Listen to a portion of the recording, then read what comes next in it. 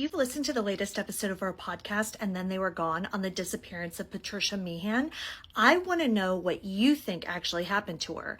Did she hitchhike her way out of Circle, Montana after the car accident, or did she succumb to the elements nearby? Patty Meehan has been missing for 35 years, and this all started one night in Circle, Montana, nearly 400 miles from her home in Bozeman. She was driving and veered into oncoming traffic, striking a car head on.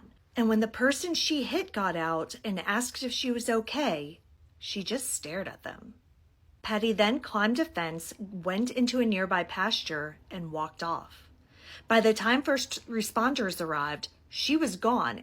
The only thing that they found were some footprints that just disappeared. But about a week or two later, people started seeing her. She was in diners where she would just sit for hours on end drinking coffee or water. She was at a truck stop where she was seen with a man.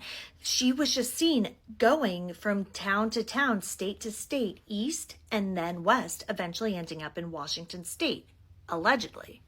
You see, eventually there was a woman who was arrested who everybody thought was Patty. But when her parents spoke to her on the phone, they determined that it wasn't their daughter.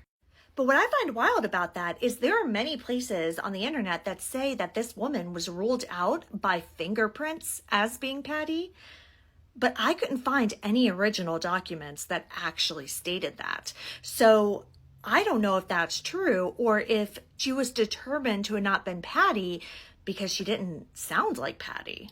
Over the years, there have been a lot of rumors. Some people think that she ended up living on the streets, and there have been several Jane Does that have been ruled out as having been her. I even read somewhere that, they thought she was living under an assumed identity for years and just living a completely normal life. While others think that she never really made it out of the area that night on April 20th, 1989.